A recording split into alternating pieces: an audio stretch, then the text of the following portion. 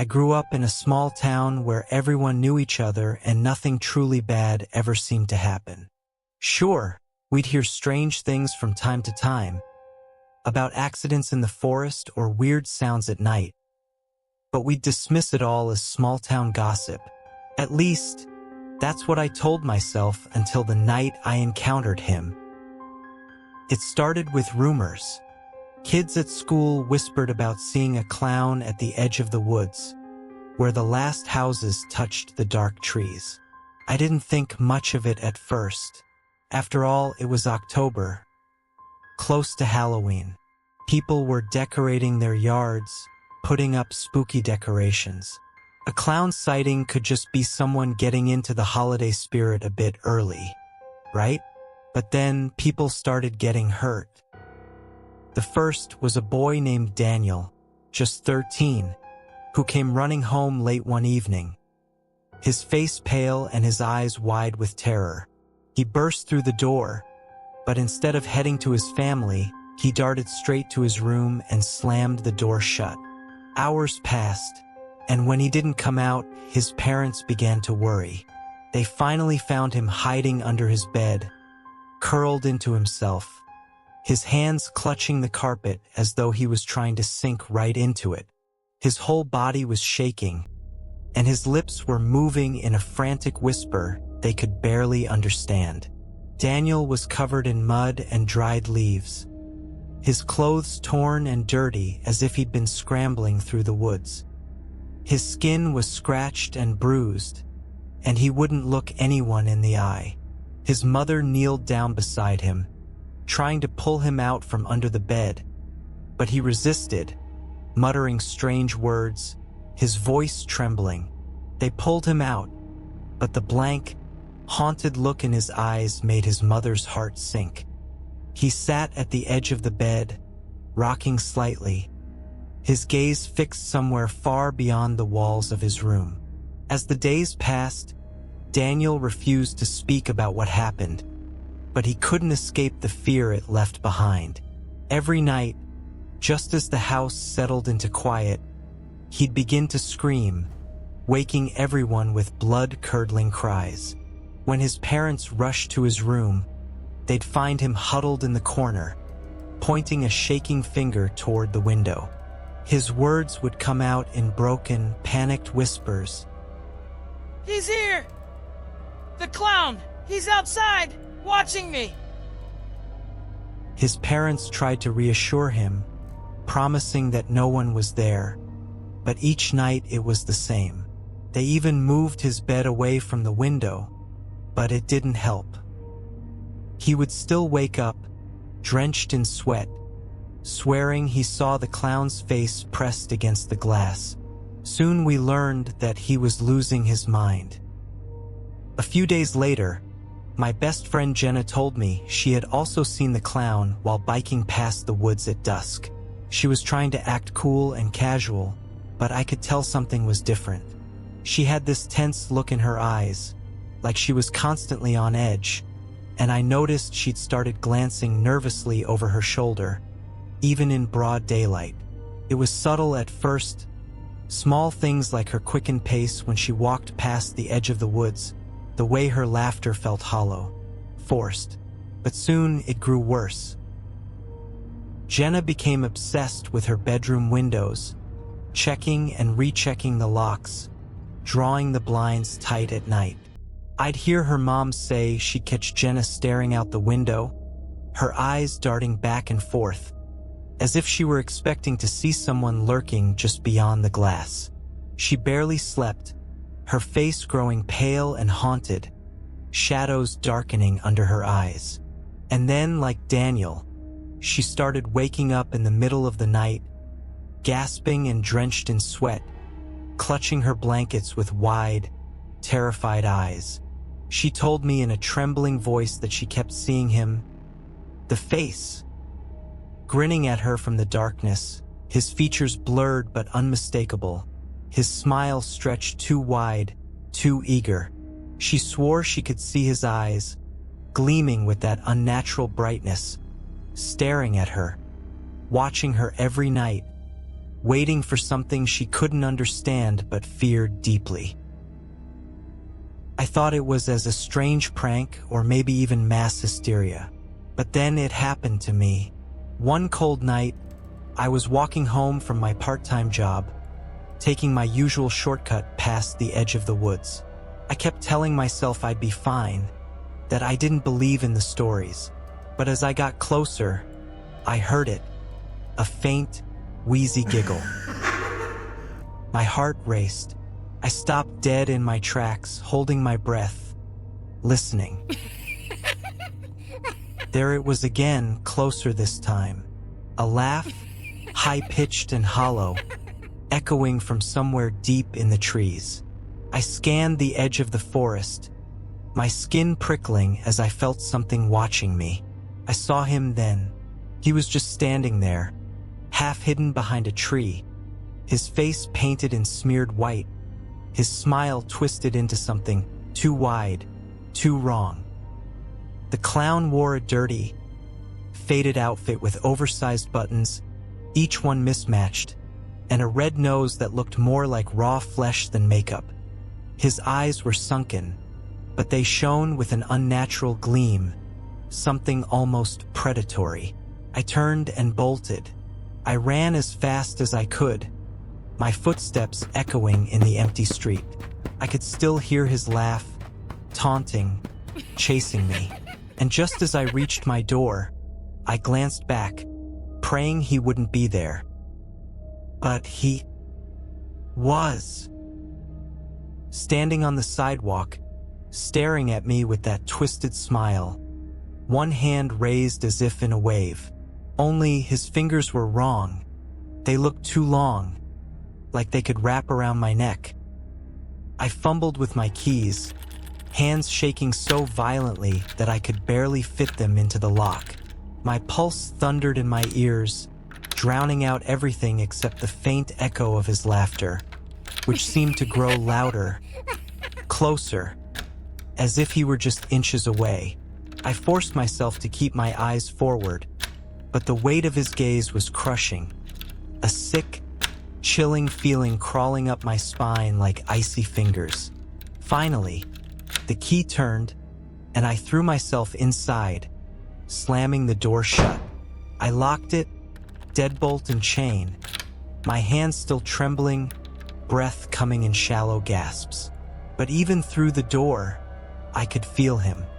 His presence was heavy, suffocating, like he was pressing his face against the other side, grinning through the wood and metal, waiting.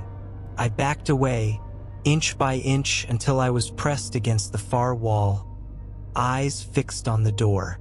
My apartment was dead silent, no sound from outside. I told myself that maybe he'd gone. Maybe he was just a prank, some sick joke meant to scare me, just an illusion from the dark. But then, a faint scratching started, slow and deliberate, nails dragging across the wood, sliding up and down in a terrible, patient rhythm. He was there, right on the other side, drawing out the moment, savoring my fear. I covered my mouth to keep from screaming, tears stinging my eyes as I pressed myself deeper against the wall. Suddenly, the scratching stopped. Silence. Then, a soft whisper, muffled but unmistakable, seeped through the door. Come out and play. I shook my head, pressing my hands against my ears, but it was as if his voice was in my mind, threading itself through every corner of my skull, tugging me toward the door. I bit down on my lip to keep from crying, every nerve in my body screaming to run. But where? Then came a slow, steady knock. 3 taps, each one harder than the last, each one reverberating like a heartbeat, making the floorboards creak beneath me. He was waiting, and somehow I knew he wouldn't leave until I let him in. That night, I barely slept. My parents were out of town. I was alone, and every creak of the floorboards, every rustle of wind against the window sent my heart racing, my mind jumping back to it. I thought about calling the police, but what could I say? That a clown had stood outside my door, smiling? The absurdity of it made me feel foolish, yet the memory of that wide, unnatural grin wouldn't leave me. I kept seeing it every time I closed my eyes. His face in the dim streetlight, his hand lifted in that eerie wave, his fingers too long, almost spider-like. I kept the lights on, curling up in bed, my body tense and alert. Each minute felt like an hour. I would glance at the clock, willing the night to pass, but the minutes crawled by in agonizing slowness. I told myself over and over that it was just my imagination, that maybe it was just some twisted prank, some local weirdo dressed up to scare people. But even as I tried to convince myself, something deep inside me knew better. Around 3 a.m., just when I thought I could finally drift off, a soft tap echoed through the quiet of my apartment. My breath caught in my throat. I froze, straining to listen, hoping I'd imagined it. It was coming from the window. 3 slow, deliberate knocks. I felt my body lock up, my heart pounding so hard I thought it would shatter. I didn't dare move, barely dared to breathe. I lay there, clutching the blankets, my eyes fixed on the window. I couldn't see anything from my angle, but that only made it worse. The silence that followed was heavy, pressing down on me, amplifying every terrified thought racing through my mind. After what felt like an eternity, I mustered the courage to sit up slowly, inch by inch, trying to stay as quiet as possible. I knew it was reckless, but something inside me needed to see, to know that he wasn't really there, that this nightmare would end if I just looked.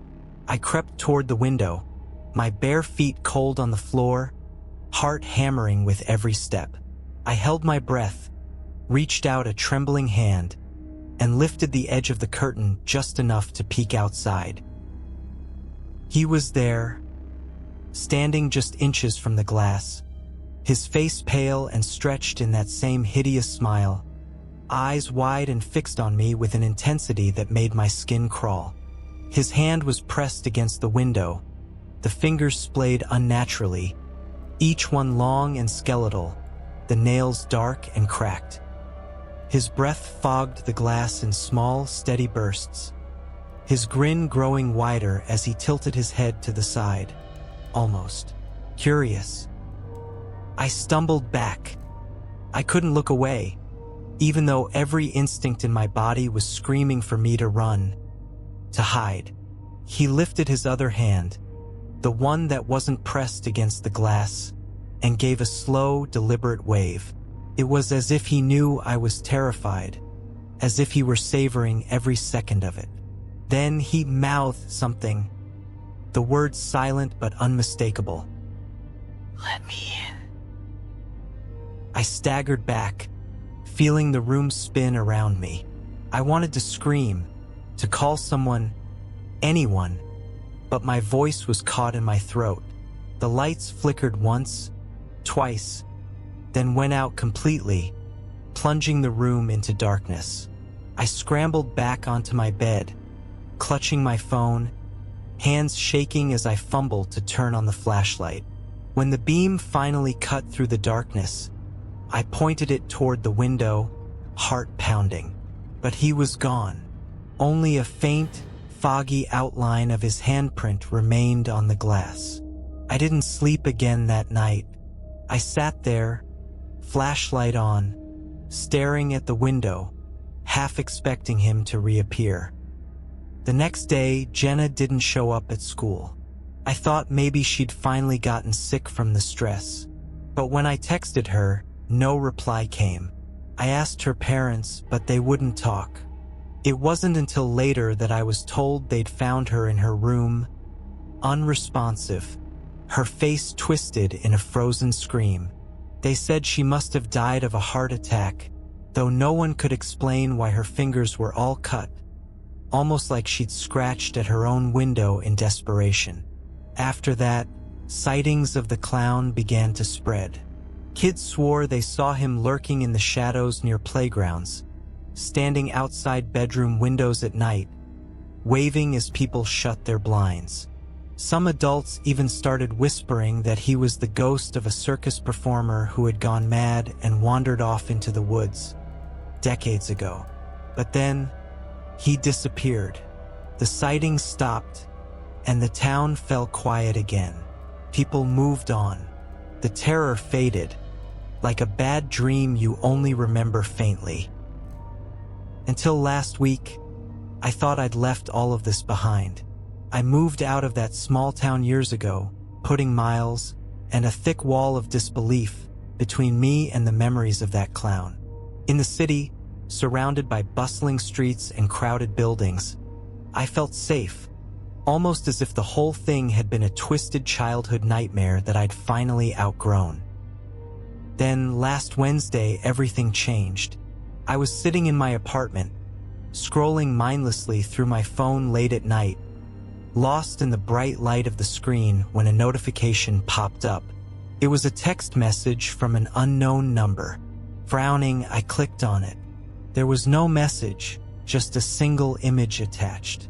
I tapped the image, and as it filled my screen, my stomach dropped. My childhood home stared back at me from the photo, my old bedroom window illuminated in the dark.